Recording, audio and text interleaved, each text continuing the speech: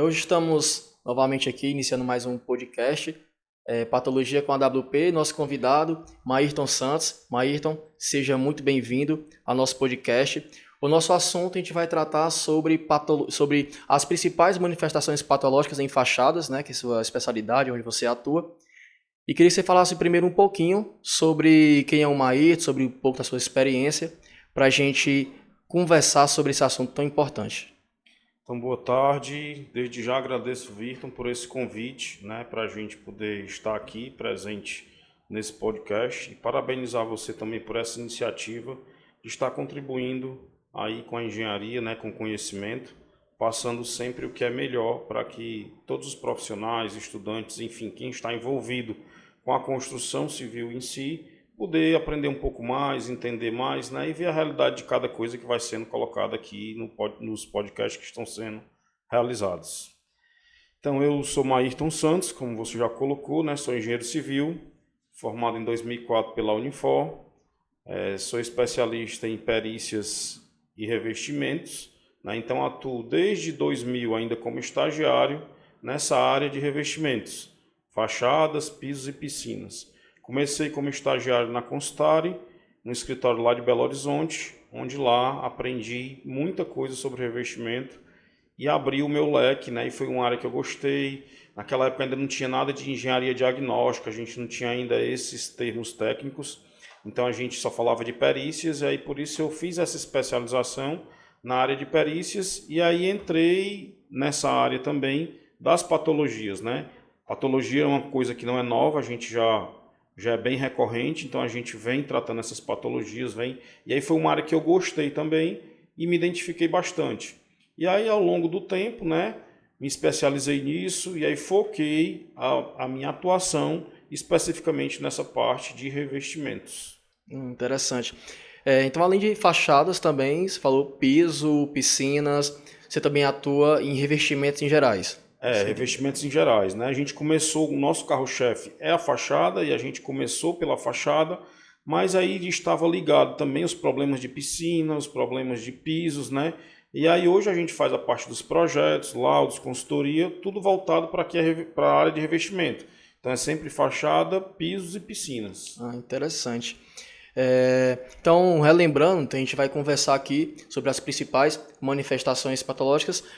Hoje a gente vai falar mais sobre fachadas, né, que é um assunto que com certeza vai render aqui muito conteúdo para quem está assistindo a gente. A gente está transmitindo isso ao vivo, mas vai ficar gravado, então aqui depois pode ser acompanhado pelo nosso podcast no Spotify.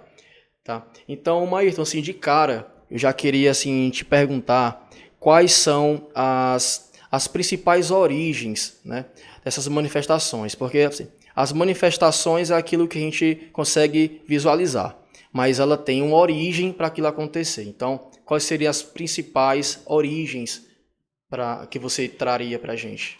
E dentro desse termo manifestações patológicas, patologia, isso é muito comum ter o que realmente é certo é manifestação patológica, é patologia. Na realidade, os dois são certos, desde que colocado na maneira correta, no seu devido lugar, né? Então, assim, a patologia, na realidade, ela é o estudo da manifestação patológica. E a manifestação patológica é aquilo que realmente a gente identificou, é aquele problema, né? É a situação que realmente, o que ocorreu ali. Então, a manifestação patológica de uma fachada, uma delas é desplacamento de cerâmica. Isso é uma manifestação patológica, o que ocorreu ali, né? Então, o que é que acontece? Muitas dessas origens, muitas dessas causas das origens, apenas não é somente uma. Então, muitas vezes é um somatório de erros, de problemas. Elas podem vir de falta de projeto, de um projeto mal executado, podem vir dos materiais não devidos para ser utilizado em fachada, pode vir de um erro de mão de obra. Então a gente vai vendo que é um somatório de erros que vai ocasionar e resultar numa manifestação patológica. Então essas são as origens, e aí precisa ser estudado qual a origem, porque senão essa manifestação patológica vai voltar novamente a ocorrer. Então se eu não tratar realmente a origem, a causa ali, realmente se eu não cortar pela raiz, né, como a gente fala aqui, realmente não vai ser tratado e o problema vai voltar a aparecer novamente. Perfeito, bem colocado. De fato, não, né, não basta a gente identificar a manifestação, né? E aí, você colocou os termos, né? A gente precisa entender a patologia, né? Estudar sobre isso é muito interessante que você trouxe para a gente. Então, a gente entende que são diversas origens, que não é algo fácil de você chegar, visualizar um problema e, isso aqui é isso. É preciso investigar. Isso mesmo. E aí faz parte do engenheiro patologista, né? Por isso que surgiu esse nome, que realmente ele vai investigar, ele vai estudar essa causa, vai buscar. Aí, se preciso for, às vezes, fazendo ensaios, né? Assim como a gente chega num médico e o médico trata a gente, e muitas vezes ele não vai dar logo o seu diagnóstico que você está com essa doença tal. Ele vai solicitar alguns exames para que você possa fazer esses exames e, com o resultado, ele possa analisar e identificar realmente a causa, a origem daquela enfermidade que você está. Assim também o engenheiro patologista lá, ele vai chegar na obra, vai verificar, identificar algumas coisas, ele coleta logo de imediato e, se preciso for, ele solicita os ensaios necessários para realmente buscar a causa e ser tratado a causa nessa revitalização. Essa comparação com a medicina é sempre muito legal, então é muito importante trazer. É porque as pessoas têm a ideia de que nós engenheiros temos a obrigação de, no momento que a gente enxerga ali uma manifestação, de cara afirmar que é um problema e é uma solução, né? E na medicina não é assim. Isso Na mesmo. medicina, muitas vezes o médico faça um exame, verifica e olha, não foi suficiente, faça um outro exame. Ele vai buscar, nem sempre é uma origem só, né? Ele vai colocar ali algumas hipóteses e vai trabalhar em cima daquelas hipóteses e até encontrar de fato o que derivou daquele problema, né? Então acho que isso é muito importante mesmo. E sabe uma coisa interessante também, Vitor, que pelo menos eu não vejo muito dentro da engenharia. Na medicina, quando o profissional, ele muitas vezes não está entendendo aquela situação, ele chama lá um amigo médico para que eles possam realmente estudar aquela situação e tratar aquela causa, aquele problema. E dentro da engenharia, não. Muitas vezes a gente vê que o engenheiro, ele quer solucionar aquele problema. Assim, muitas vezes ele tem até alguma dificuldade e tudo, mas é muito difícil, são raros os momentos onde você chama lá um companheiro, chama lá um amigo que é engenheiro também, que entende daquela situação, para que realmente aquele estudo seja aprofundado e a solução seja dada da melhor forma. Então, assim, eu sinto muito isso, essa falta dentro da engenharia, como a gente realmente vê isso dentro da medicina.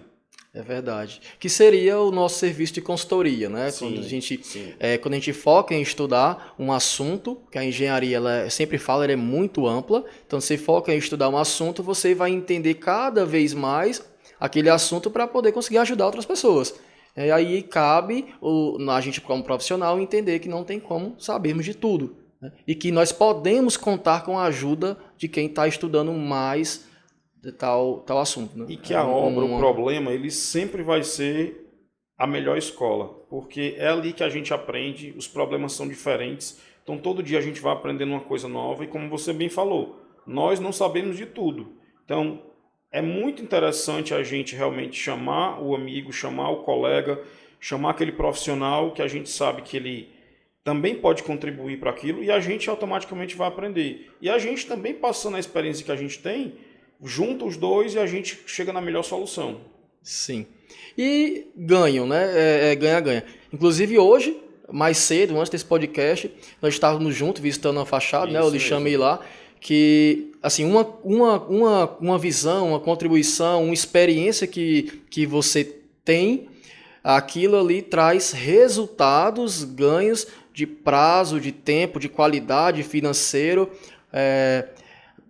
Hoje, por exemplo, uma única coisa que você enxergou lá na nossa obra, eu consegui todos esses ganhos. Prazo, qualidade, tempo e financeiro. Então, isso é importante porque no resultado final a gente vê que a qualidade, né, da solução do problema, enfim, e de quem realmente está executando aquela revitalização, todo mundo tem a ganhar, né? Então, na realidade, o cliente ganha porque o serviço vai sair com qualidade, né? Então, realmente, como você falou, do mesmo jeito que as manifestações patológicas são um somatório de itens, né, a qualidade também, ela não é só um item, ela é um somatório de itens que você vai pegando a qualidade, né, o entendimento, o estudo, a experiência, que gera uma qualidade melhor naquele serviço. E tem um fator importante, dormir tranquilo.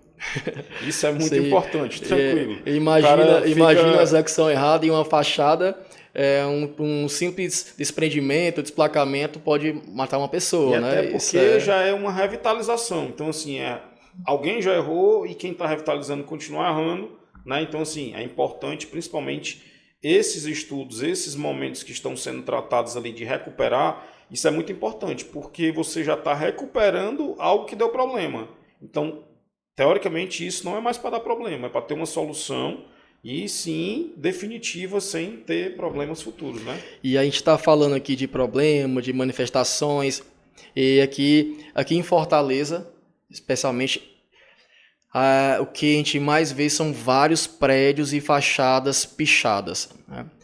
Acabou virando realmente um serviço de pichação, porque eu não vejo sentido, não vejo sentido esse serviço de você sair riscando toda a fachada, que aquilo ali não é algo realmente certeiro, você não consegue, de fato, na percussão, dizer exatamente quais são aquelas áreas. A minha visão seria ali mais um estudo de qualitativo, de situação para tomada de decisão, pelo menos assim eu vejo.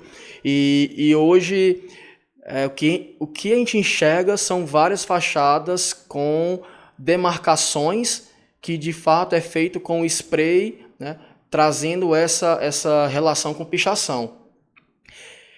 E aí eu lhe pergunto, isso é local, é só aqui em Fortaleza, ou também você vê isso nos outros estados, nas outras cidades? Como é que isso vem acontecendo fora daqui, nossa cidade? Vitor, as manifestações patológicas, elas estão espalhadas em todo canto, né? Agora, como elas são tratadas, como elas são estudadas, identificadas, existem algumas diferenças, né, de região para região, né? Eu participo de um grupo nacional, e aí nesse grupo, só para você ter noção sobre essa questão, como você bem citou, das pichações, existe um termo lá que são mapeamentos indecifráveis, porque existe realmente marcações dessas que você não consegue nem entender o que é que está marcado. Então, às vezes, existe o revestimento, que é lá ou de forma retangular ou quadrada, e está marcado um círculo nesse revestimento. Então, o que é que está ruim desse revestimento? Se você marcou um círculo dentro de um revestimento quadrado ou retangular, seja ele, enfim, qual a forma for. Então, a forma de como deve ser marcada essa fachada ou não marcada, porque uma coisa interessante também, nós temos soluções para esses revestimentos, em alguns casos, sem precisar fazer a remoção. Então, em alguns casos, eu não preciso retirar o revestimento cerâmico, retirar o embolso, que eu consigo recuperar aquele embolso que está lá. E se a pessoa marcou com a pichação lá com tinta spray, se eu tenho uma solução para recuperar sem demolir, e essa pichação, como é que ela vai ficar depois? Como é que você vai remover essa marcação diante de uma solução que foi dada, sem precisar retirar aquela... Então eu estou gerando mais um problema, eu solucionei o problema do desplacamento, enfim, do que aconteceu lá no revestimento, mas aí agora eu tenho um problema que a fachada está marcada, toda pichada, e agora a fachada não tem mais soncavo. Está resolvido o problema. E aí ela vai ficar marcada, ou vai ter que trocar o revestimento só porque foi contratado um serviço de forma errada. Então a gente, na engenharia, isso é que é importante. A gente precisa criar, né, soluções, principalmente quem está nessa área da revitalização, porque é muito fácil você chegar e dizer, eu vou marcar, e aí é muito fácil. Tira tudo, troca tudo, vai ficar bom? Vai, não tem como não ficar. Pelo menos deve ficar, né? É para ficar. Mas é isso que é importante, a gente criar soluções para que esses problemas sejam solucionados de forma que atinja o mínimo possível quem está morando, porque a gente tem que levar em consideração, é uma obra geralmente habitada, é diferente de fazer uma obra nova. Então tem todo o incômodo de demolição, de poeira. Você sabe porque você executa e você está no dia a dia tratando justamente sobre isso. Então existem soluções para a gente fazer teste percussivo sem marcações. Hoje a gente tem a termografia, hoje a gente tem drone, hoje a gente tem a própria solução de o operário descendo na cadeirinha, mas identificar e marcar no próprio projeto sem estar marcando com spray. Então cada caso é um caso. Mas também existem condomínios que você chega e o síndico diz, a administração diz, não, é preciso marcar, porque se não marcar, o pessoal não vai dar o passo e vai achar que está tudo ok. Então, assim, realmente às vezes precisa pichar, como você bem colocou, para realmente o serviço acontecer. É verdade. Eu ia trazer justamente esse assunto, porque de fato alguns síndicos eles precisam que o serviço seja feito daquela forma para dar continuidade. Até porque a responsabilidade maior é do síndico, Sim, né? ele é responsável então também. ele precisa tomar algumas atitudes. Então realmente existe isso. A gente trouxe aqui que a gente está cheio de pichações, que essas demarcações são feitas em cima de manifestações encontradas, né? Manifestações essas que, o que eu lembro aqui, a gente tem desplacamento cerâmico, não é isso? Sim. Então agora desplacamento cerâmico seria já quando a cerâmica ela já saiu e já caiu, ou estou errado? Existe o desplacamento e o descolamento. Então, quando ela descolou, ela ainda não caiu. Ela descolou, mas ela ainda está lá na fachada. Né? Em muitos casos, às vezes, um outro tipo de manifestação, que é a EPU, que é a expansão por umidade, vai fazer com que a cerâmica cresça. E aí, teoricamente, ela não tem para onde crescer, porque muitas vezes está travada pelas juntas rígidas, enfim. E aí ela vai estufar, mas ela não desplacou ainda, ela não caiu. Ela só descolou do substrato. E o próximo passo seria o desplacamento, que aí realmente é quando ela cai. Né? Então tem um descolamento, ela descolou, mas não caiu, e o desplacamento é quando realmente ela já foi sacada fora. É importante a gente entender essa diferença, porque no momento que a gente afirma, né, em um laudo, em uma perícia que aquela cerâmica descolou, o próximo passo vai ser desplacar. Né? Então é importante realmente as pessoas entenderem o que é o descolamento. E ainda continuando nesse ensaio, esse teste percursivo, né, que é o que eles fazem na demarcação, é possível também identificar quando existe um desprendimento volumétrico ali do embolso, do reboco, ou não, porque a gente vê que essa informação é passada para os condomínios dentro desse ensaio, mas realmente é possível ou não? Isso. É possível sim a gente poder identificar, embora não tenha aparecido ainda nenhuma fissura, né, nenhuma trinca, mas a gente consegue. O som é uma coisa assim, tem que ser muito perceptível. Não é qualquer um que chega e bate e sabe se ele está na cerâmica ou se está realmente no embolso, no sistema como um todo, né? Então, mas é possível, o som cavo, quando ele está só no revestimento cerâmico, ele é diferente do som cavo quando está no revestimento cerâmico, mais o embolso e o chapisco, que seria o sistema como um todo. Então, a audição é muito importante para quem está fazendo esse teste. Mas veja bem, só um minuto, veja bem. É muito perceptível quando você está lá no térreo, né, pé no chão. Agora imagine um operário, esse horário agora, quase 15 horas, aqui na nossa fachada poente, com o sol incidindo num revestimento branco, né, onde bate e reflete muito, e aí o som do vento, onde ele está lá dependurado, né? Então realmente tudo isso dificulta bastante para o operário ele poder identificar esse som. Então assim, é importante a gente, quem faz teste percussivo, ter uma equipe treinada especificamente para isso. Não é só colocar um operário que desce numa cadeirinha, que entra num balancinho, chegar e fazer. Ele precisa também, e ele vai ganhando isso com o tempo, essa escuta, essa audição bem audível para que realmente ele possa identificar quais são os sinais. Eu lhe perguntei isso, Maírton, porque assim, se de fato, né, sendo possível essa percepção entre a cerâmica ou o embolso, existe um risco muito maior, correto? Quando a gente tem esse desprendimento volumétrico. Eu sei que você até já em outros momentos trouxe alguns casos, em outras apresentações. A gente tem aqui o apoio da ACIP, Associação de Inspetores Prediais, e eu lembro que se fez uma apresentação onde você trouxe um caso que houve esse desprendimento volumétrico, que se por um acaso isso caísse, mesmo que tivesse bandejas, mesmo que tivesse proteções, mesmo que tivesse qualquer coisa com intenção de proteger os usuários, aquilo não dá conta. É isso? Certeza. Esse caso, né, foi um caso onde ocorreu no 23º pavimento, onde soltou um bloco, que aí não foi só cerâmica, embolso e chapisco, mas foi cerâmica, embolso, chapisco e o próprio bloco de tijolo cerâmico. Então, tudo isso aí desprendeu, mais ou menos um bloco de 1,60 m por 1,20 m, e se ele passa, eu não sei nem o que poderia ter acontecido, né? Porque nós tivemos um caso também há mais ou menos 4 anos atrás, aqui em Fortaleza, onde soltou só embolso, só não, né? O revestimento como um todo, mas chapisco, embolso e a cerâmica do 6º pavimento e rompeu a laje chegando ao subsolo.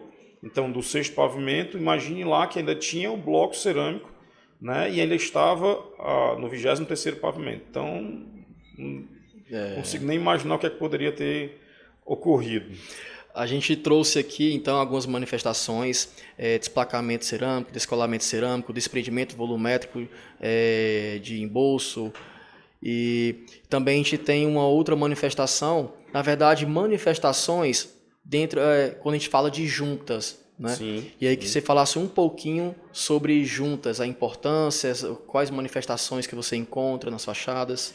Essa questão das juntas é um caso muito recorrente, Virton. Por quê? Porque as juntas de movimentação, elas precisam ser preenchidas com materiais adequados, né? Não só as juntas, mas todo o material utilizado na fachada ele precisa ser adequado para poder estar exposto às intempéries, né? Estar exposto aos raios UV, enfim, absorver todas essas intempéries, né?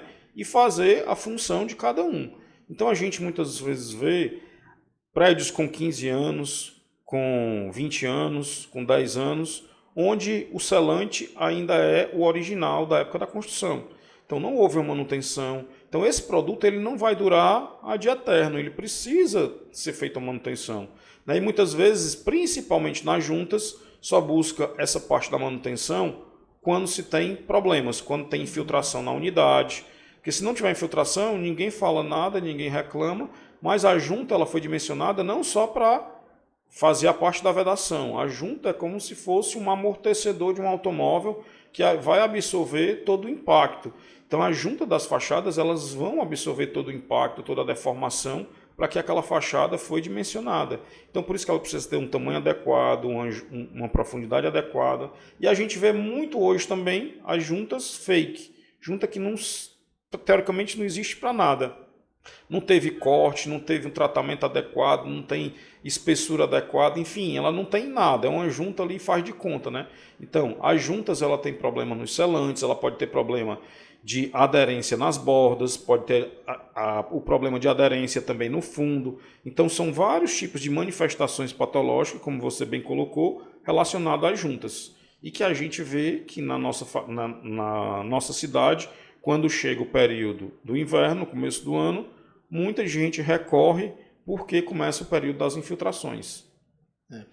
Tratando de junta, então, a gente poderia colocar que as principais origens seria inicialmente a falta de um projeto. Sim, também. Entendo que a mão de obra também acho que é uma grande dificuldade. O material, a gente vê que o pessoal usa muito o material, procura pelo preço. E aí aquele material, uma junta que deveria ter, quantos anos uma junta deve, em média? Hoje a gente tem, depende do selante que você vai utilizar. Hoje a gente tem selantes à base de poliuretano, tem selantes híbridos, tem selantes à base de silicone.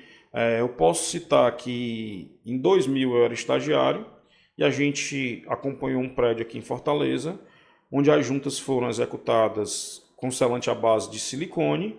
E hoje nós estamos em 2023, 23 anos depois, as juntas desse prédio não foram revitalizadas, o produto ainda é o mesmo selante que foi utilizado, então você vê o tempo de vida útil que tem esse prédio, essas juntas, né, dentro dessa edificação. Como também já tive prédios aqui que com 2 anos, 3 anos, o selante já estava deteriorado. Então hoje é muito importante a questão da especificação do produto que está sendo utilizado.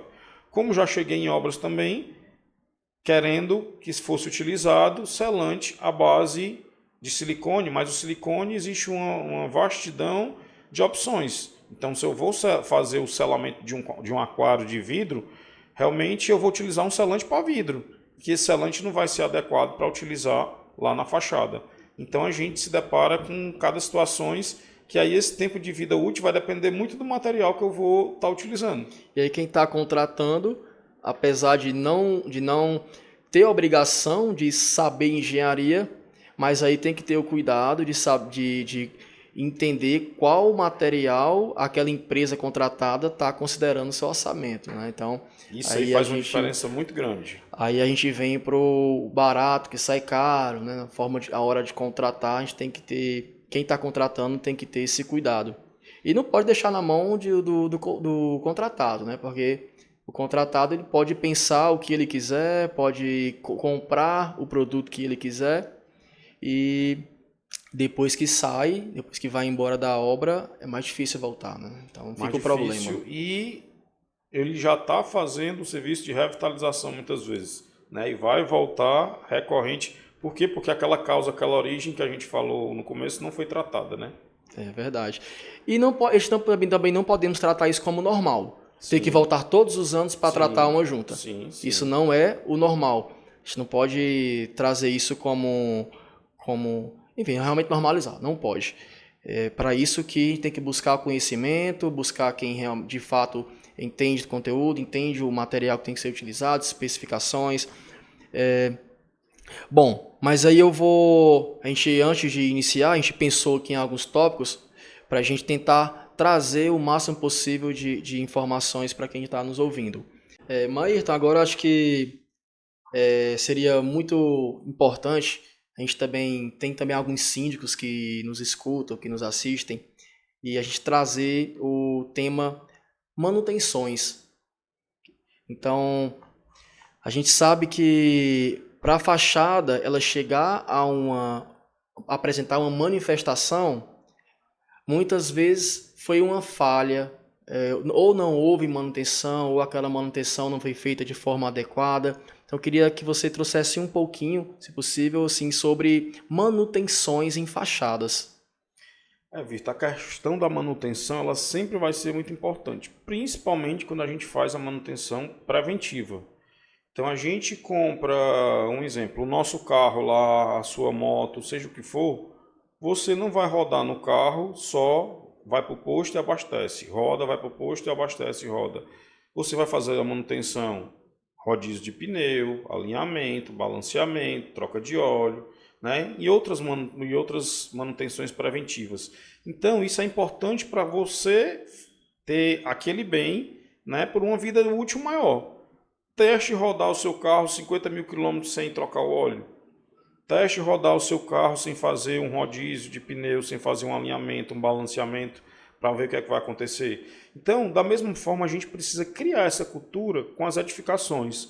Porque as edificações, muitos pensam que elas são construídas e vão durar para a vida toda, né? Então, a questão da manutenção, ela é de suma importância. Eu já cheguei várias vezes recomendando um exemplo, lavagem de fachada.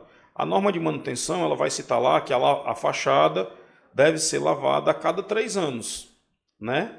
Só que é um valor que quando você chega é caro. Sim, o pessoal já fala logo, fazer uma lavagem de fachada é caro. Uma fachada de 5 mil metros quadrados vai custar 50 mil reais. Mas é mais caro gastar 50 mil reais nessa preventiva ou gastar 200, 300, 400 ou até 1 milhão na revitalização de uma fachada, né? Então, assim, o quanto isso vai gerar de vida útil para aquela fachada. A fachada ela é estimada, de acordo com a norma de desempenho, num tempo mínimo de 20 anos de vida útil de projeto, desde que siga as manutenções preventivas, nas manutenções corretas. Eu não vou pegar uma fachada e finalizar ela e ela vai durar 20 anos, no mínimo, sem eu fazer nada, né? Ela vai se deteriorar, os selantes vão se acabar, vai gerar infiltrações, e aí é aquela coisa, a manifestação patológica é uma somatória, é uma bola de neve que vai surgindo. Então é muito importante ter essa consciência da manutenção preventiva que precisa ser feita. E outra coisa, a manutenção preventiva, estatisticamente já aprovado, inclusive pela lei de Cister, é 5 vezes mais barata do que a manutenção corretiva.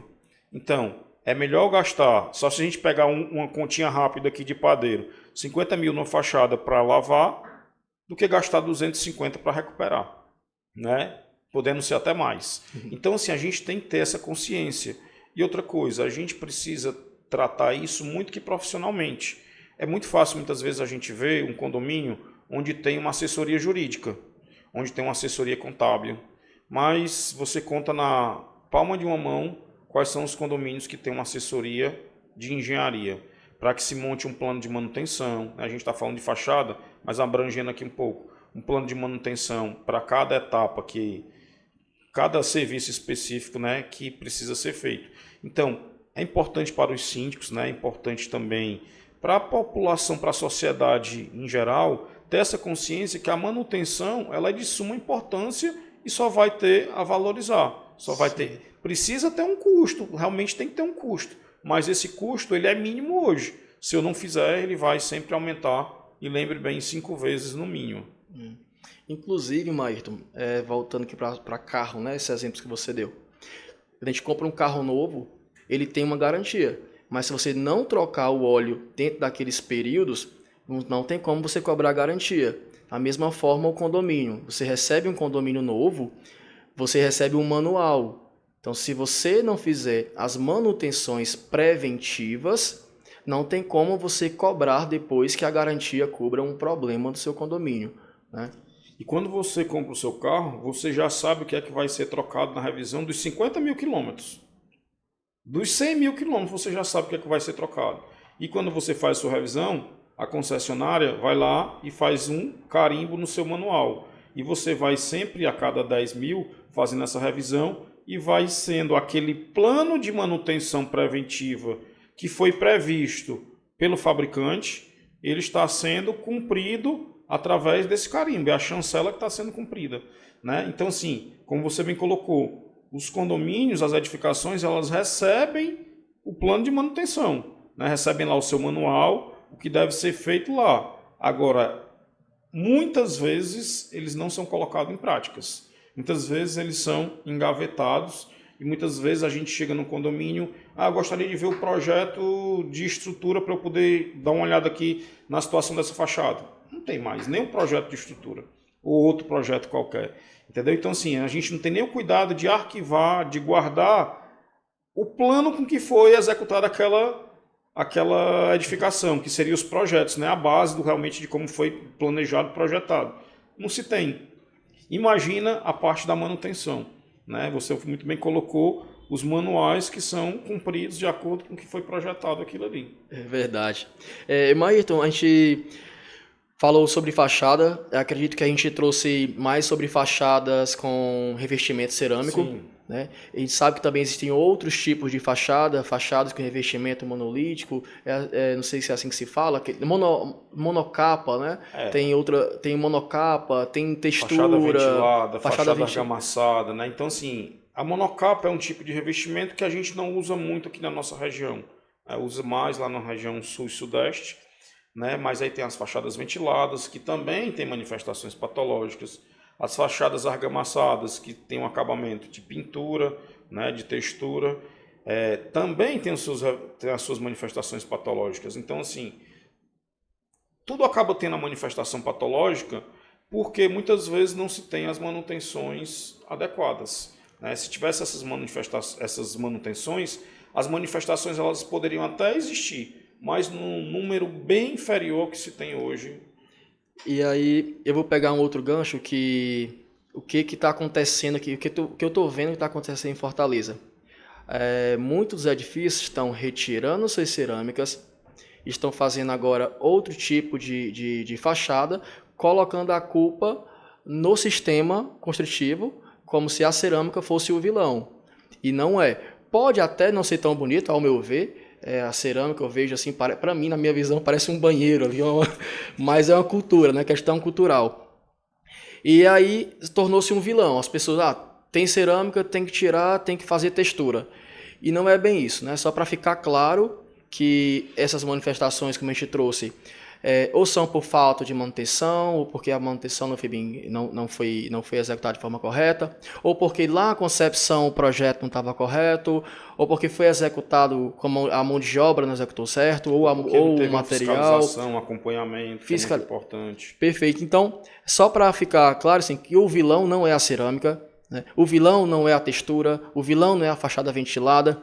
Cada fachada tem suas especificações e que é preciso entender e trazer novamente a importância do profissional de fachada, que, na verdade, eu conheço poucas pessoas realmente que são especialistas em fachadas. Ou seja, não é algo tão simples.